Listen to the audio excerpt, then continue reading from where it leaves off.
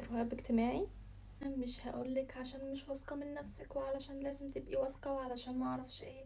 هقولك ان انتي اكيد عندك مشكلتين، عندك خجل وعندك قلق. اتنين من الاعراض الاساسية للرهاب الاجتماعي.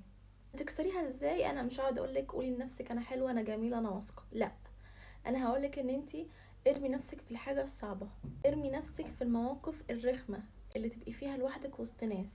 بنسبة 90% انتي بس اللي بتلاحظي اعراض الرهاب من جواكي، ولكن المحيطين قليل قوي لما يلاحظوها، وغالب ما بتبانش. يعني انتي بس اللي بتحسي بكل الاعراض اللي وقت ما بتبقي وسط ناس.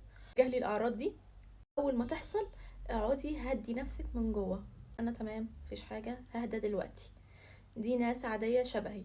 اللي عنده رهاب اجتماعي يخاف من نظرة الناس ليه، يعني دايما عنده التوقعات عالية، عايز يبقى بيرفكت وعايز ان اللي قدامه يشوفه بيرفكت، فبالتالي ما بيعرفش يتعامل بأريحية، فبيبقى مهزوز من التعامل مع الناس، خايف من حكم الناس ليه.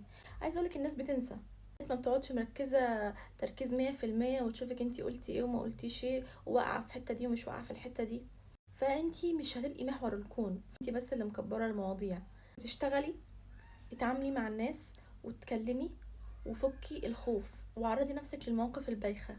لو انتي مش بتشتغلي، روحي خلصي حاجتك لوحدك. انتي لو رايحة تشتري حاجة انزلي اشتريها انتي لوحدك.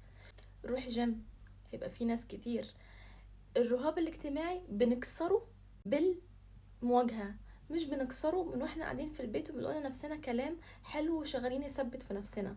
كل الناس اللي بتشوفيها بتعرف تتعامل وسط ناس كتيرة وما بتخافش، الموضوع ما جاش معاها بسهولة. الناس دي من جواها بيبقى عندها برضو قلق، لكن هي بتدرب نفسها ان هي تسيطر عليه، ومرة والتانية والتالتة والرابعة بتلاقي نفسك خلاص عارفة ان انتي تتعاملي. في اعراض ما بتنفعش معاها الحاجات اللي انا بقولها دي. ايه هي بقى؟ ان يحصل لك دوخة، او يحصل لك ان انتي بتفقدي الكلام، بتسكتي خالص ما بتعرفيش تطلعي ولا كلمة. بتحسي جسمك كله بقى تلج ومش عارفة خالص تتكلمي. في الحالة دي انتي بتحتاجي ان انتي تروحي مش لاخصائي نفسي، لا، لدكتور نفسي، لان هيديلك مهدئات للقلق. لازم ان انتي تهتمي بالموضوع ده. ولكن لو هي اعراض بسيطة زي مثلا تلعثم، لا شوية حاسة نفسك ان انتي خجلانة، تتخلصي منها مع الوقت لما تتعاملي عايزة اقولك على حاجة، كلنا مش كاملين. وبصي ان البني ادم اللي قدامك ده عنده عيوب ومش كامل مهما ظهر قدامك بيرفكت. والحاجة اللي انتي حاسة ان هي ناقصاكي ومقللة ثقتك بنفسك، لو مش عارفة تغيريها حبيها غصب عنك وتعاملي ان انتي حباها. مش عايزاكي تحسي ان انتي مستعجلة او ان انتي في حد بيجري وراكي وانتي بتتكلمي. اتكلمي بمنتهى الاريحية، ما تشوفيش نفسك ان انتي مملة، عشان لو شفتي نفسك ان انتي مملة هتتكلمي بسرعة وهتتلعثمي.